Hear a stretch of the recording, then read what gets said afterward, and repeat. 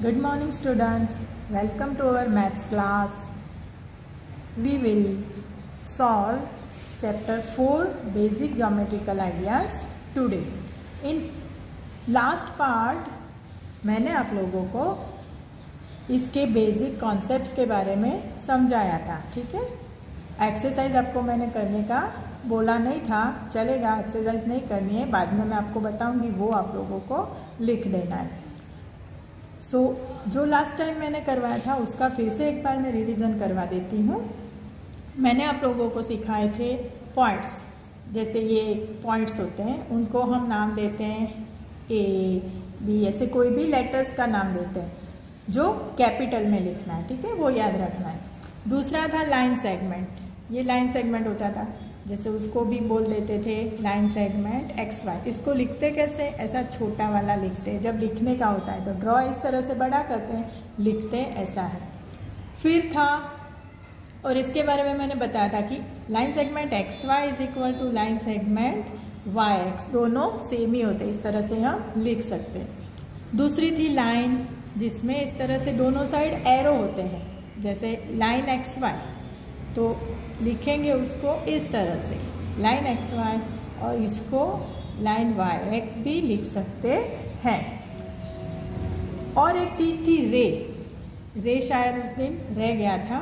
रे क्या होता है, वैसे तो आप लोगों ने सीखा हुआ है, रे एक ही तरफ जाता है, ठीक है, एक ही तरफ, मतलब ये अगर होगा रे एक्स वाई तो इस तरह से जाएगा, तो ये x होगा उसका इनिशियल पॉइंट, जहाँ से वो स्टार्ट होता है, कोई इसको एंड पॉइंट भी बोलते हैं, बाकी actually it is a initial point, जहाँ से वो स्टार्ट होता है, रे स्टार्ट हो रहा है, and going to y side. तो लिखते कैसे हैं इसको, रे एक्स वाई।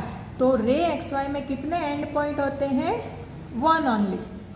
एक्स वाई क्या, कोई भी रे में, मतलब in a ray there is only one end point, या उसको इनिशियल पॉइंट बोलो, पर वो कितना होता है, एक ही होता है, दूसरी तरफ तो वो चलता रहता है, इसलिए वन ही एंड पॉइंट होता है।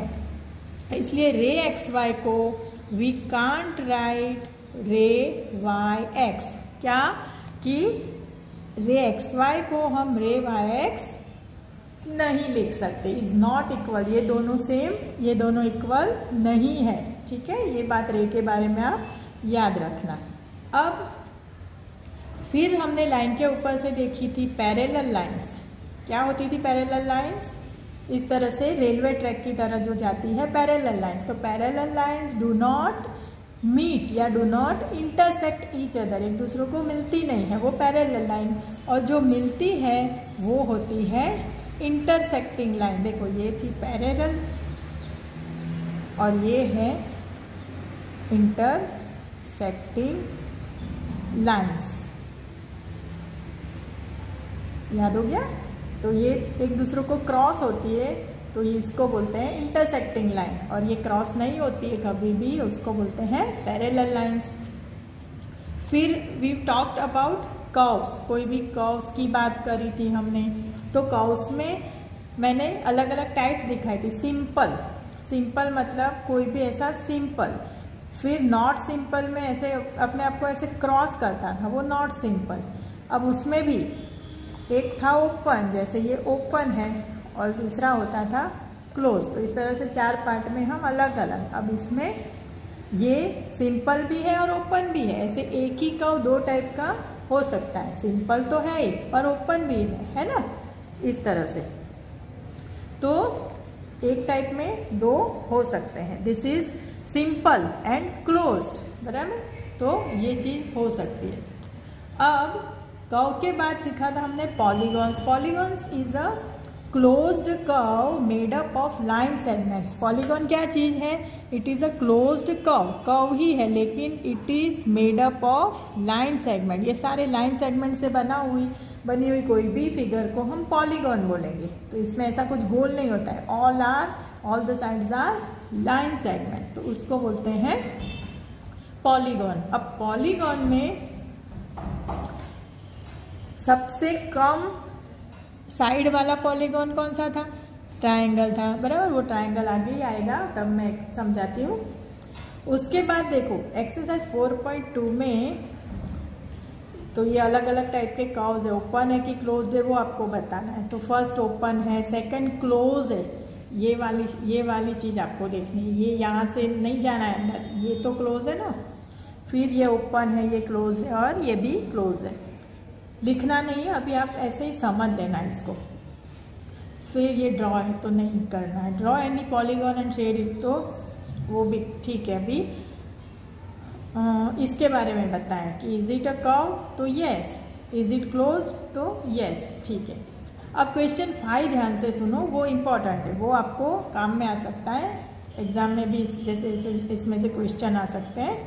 और क्लोज क्या करना है, इफ पॉसिबल ड्रॉ करना है।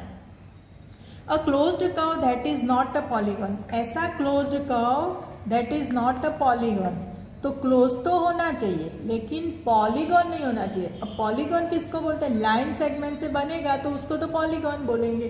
तो ऐसा क्लोज्ड कर्व जो पॉलीगॉन ना हो, ठीक है।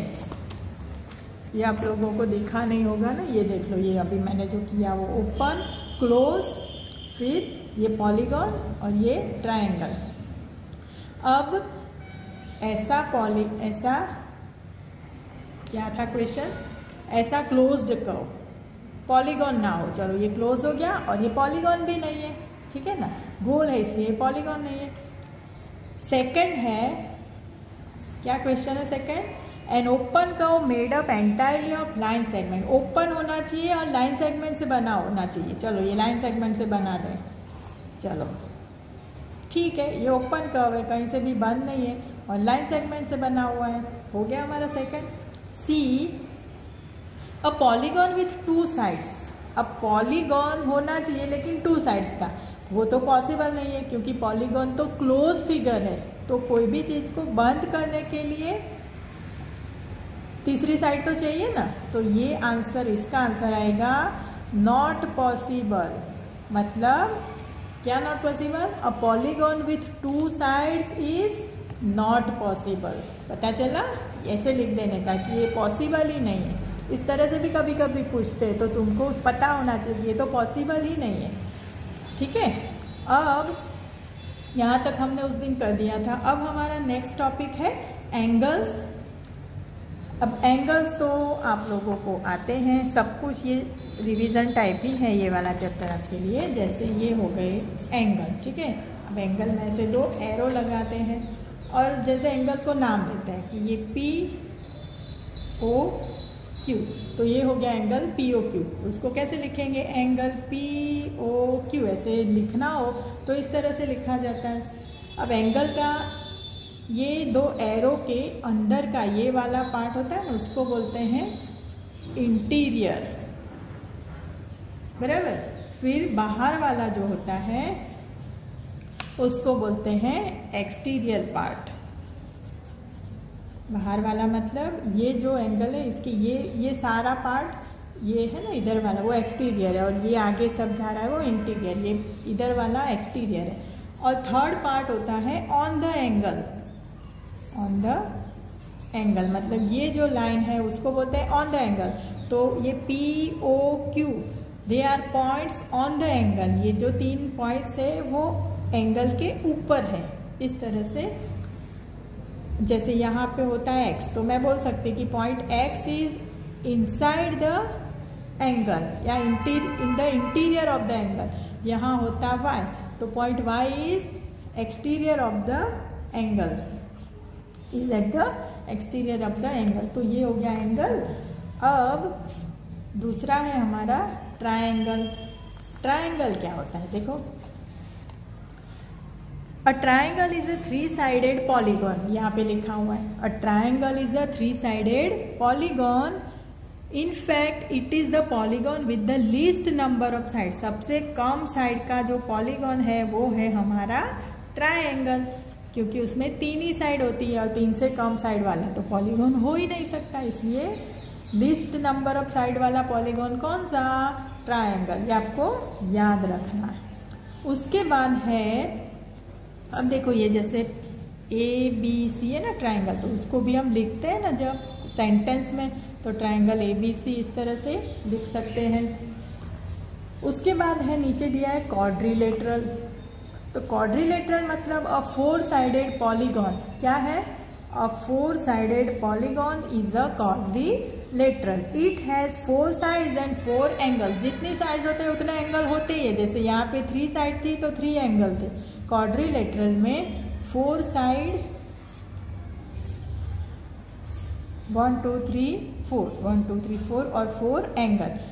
जरूरी नहीं है कि स्क्वायर ही हो।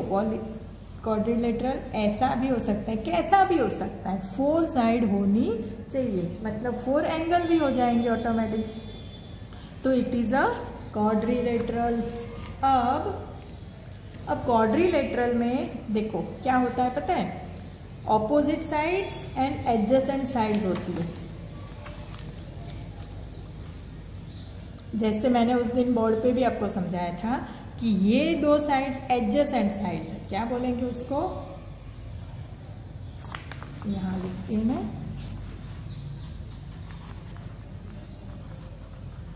Adjacent sides. कोई भी 2 बाजू बाजू वाली साइड्स को, मतलब ये 2 एडजेसेंट है, ये 2 एडजेसेंट है, ये 2 और ये 2 जो पैर बन रही है वो एडजेसेंट साइड्स है। और एडजेसेंट एंगल कौन से?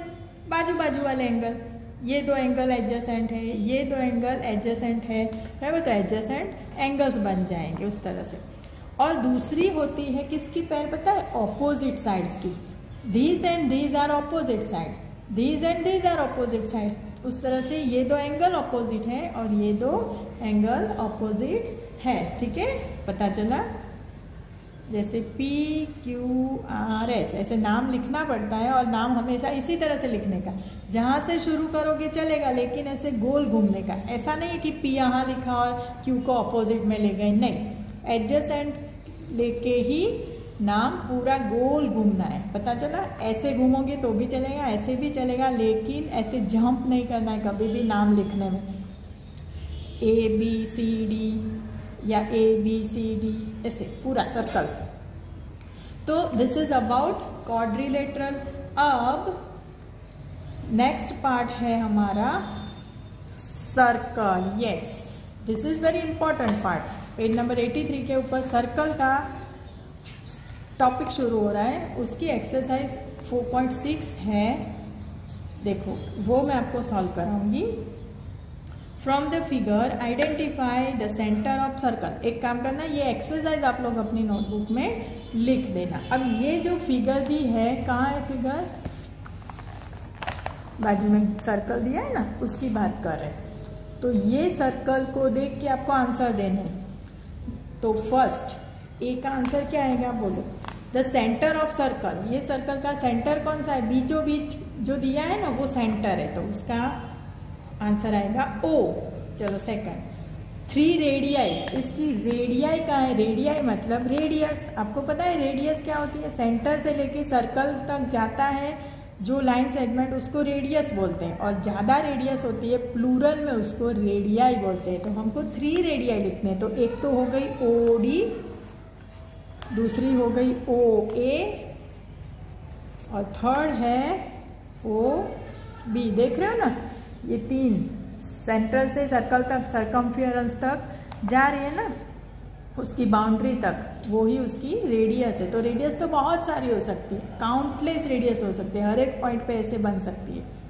थर्ड है डायामीटर। अब इसमें डायामीटर कहाँ दिया है? AC। सर्कल के एक साइड से, सेंटर में से निकल के दूसरी साइड को टच करे, उसको बोलते हैं डायामीटर। तो यहाँ डायामीटर दिया है AC। AC is our diameter on this figure. D है chord. What is a chord? Chord क्या होता है? सेंटर में से पास नहीं होता है, लेकिन सर्कल के एक साइड से दूसरी साइड जाता हो, सेंटर में से पास होता हो, उसको भी कॉर्ड बोलते हैं। देखो ये एक मिस्टेक ना करना आप लोग। पर मेन चीज है सर्कल की एक साइड से दूसरी साइड जाता हो। यहाँ पे कौन सा दिया है? ED अलग से दिया है तो हम ED लिखेंगे। बाकी AC जो डायामीटर है वो भी एक कॉर्ड ही है, बराबर। लेकिन यहाँ दूसरा भी कॉर्ड दिया है ED, तो हम ED को ले रहे हैं। नेक्स्ट है 2 पॉइंट्स इन द इंटीरियर। अब इंटीरियर में कौन सा 2 पॉइंट है? एक तो O है और दूसरा P है। सर्कल के अंदर जो पॉइंट है उसको बोलते हैं इंटीरियर, तो O and P are interior में है। फिर है F, a point in the exterior. Exterior बाहर कौन सा पॉइंट दिया है, देखो यहाँ दिया है। बुक को बराबर खोलोगे ना तो आपको मिलेगा पॉइंट Q। Q है एक्सटीरियर में, बाहर है सर्कल से। फिर है G, सेक्टर। अब सेक्टर क्या चीज़ है, देखो सेक्टर यहाँ पे दो शेडेड पार्ट है, उसमें से सेक्टर ये वाला है। सेक्टर कैसे बनता है, दो रेडियस और एक आर्क जब मिलके कोई पोर्शन बनाते हैं उसको सेक्टर बोलते हैं। तो यहाँ पे AOB देखो कहाँ जा रहा है, AOB, और ये जो शेडेड पार्ट है ना उसको ही बोलते हैं सेक्टर। और सेगमेंट, सेगमेंट कौन सा है, सेगमेंट कौन बनाता है, एक कॉर्ड और एक आर्क। कॉर्ड और आर्क मिलके बनाते हैं सेगमेंट। तो यहाँ हो गया सेगमेंट ED, बराबर। तो ये पूरा ऐसे लाइंस, कॉर्ड को भी ED बोला था, पर सेगमेंट की बात करें तो ED सेगमेंट, मतलब ये पूरा शेडेड पोर्शन जो है वो सेगमेंट है। अब आर्क क्या है पता चला, आर्क ऐसे सर्कल का कोई थोड़ा सा पार्ट, जैसे ये सर्कल है उसमें मैं थोड़ा ऐसे पार्ट ऐसे ले लेती हूँ तो ये आर्क हो गई। पूरा सर्कल नहीं, उसका थोड़ा पोर्शन लेंगे तो उसको आर्क बोलेंगे। तो ये थोड़ी आर्क और ये कॉर्ड मिला के हो गया सेगमेंट। और सेक्टर कैसे बनेगा, दो रेडियस और आर्क मिला के हो गया सेक्टर। इस तरह से होता है, ये सेक्टर है और ये सेगमेंट है। ये दोनों आप भूलना नहीं, कंफ्यूज मत होना। चलो नेक्स्ट क्वेश्चन है, is every diameter of a circle also a cord. अभी मैंने समझाया ना, वो ही बोल रहा है, ये बोल रहा है कि every diameter of a circle also a chord. हर एक डायमीटर कॉर्ड होता है, यस, हर एक डायमीटर कॉर्ड तो होता ही है। Is every chord of a circle also diameter. अब क्या बोल रहा है कि हर एक कॉर्ड, ऐसे कोई भी कॉर्ड बना रहा है, ये सारे कॉर्ड है, तो क्या सारे कॉर्ड डायमीटर है, नो। डायमीटर तो वही कॉर्ड है जो सेंटर में से पास होता हो, उसको ही डायमीटर बोलते हैं। तो सेकंड का आंसर आएगा नो। ये दोनों का डिफरेंस आप समझ लेना, ठीक है। उसके बाद draw any circle and mark. अब आपको खुद एक सर्कल बनाना है, ये आपका होमवर्क है। क्या करोगे आप, एक सर्कल बनाओगे, फिर अपने आप ही नाम लिखोगे, जैसे एक सर्कल अच्छे से उससे बनाना राउंडर से। फिर ए वाला, तो इट्स सेंटर, तो आप एक सेंटर लेना, उसका नाम आपको जो अच्छा लगे वो नाम, जैसे ए तो मैंने रख दिया ए।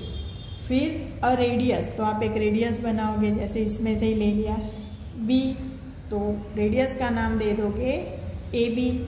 फिर डायामीटर, तो कोई भी डायामीटर दूसरा बनाओ या फिर इसको ही खींच लो पूरा यहाँ से, और यहाँ पे नाम दे दो D, तो DB हो गया आपका डायामीटर। फिर सेक्टर, तो चलो ये मैं एक तो करा देती हूँ, आप लोगों को करना हो तो दूसरा कर देना, अपने आप से नाम बदल सकते हो। और सेक्टर, तो सेक्टर दो आर्क, अरे एक आर्क और दो रेडियस से बनता है सेक्टर। तो एक रेडियस, जैसे मैंने DA तक ले ली और दूसरी ले ली AC, तो ये दो रेडियस हो गई और इसके बीच वाला जो हो गया सेक्टर। तो मेरा सेक्टर हो गया DAC, हो गया मेरा सेक्टर DAC। अब चलो E मैं यहाँ लिखती हूँ, सेगमेंट। अब सेगमेंट के लिए मुझे एक कॉर्ड चाहिए और आर्क चाहिए। देखो आर्क ये वाली और ये कॉर्ड, कॉर्ड का नाम दे देते हैं XY। तो क्या हो गया, ये XY मेरा सेगमेंट हो गया। फिर F, a point in its interior. Interior में कौन सा पॉइंट है, अभी ये हमारे पास है ना सेंटर, अंदर ही है ना सर्कल के, इसलिए A लिख लेते हैं।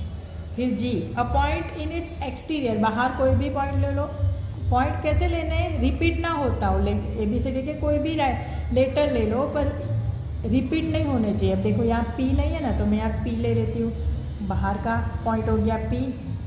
फिर नेक्स्ट है एन आर्क। अब कोई भी आर्क ले लो, तो आर्क ले लेती हूँ मैं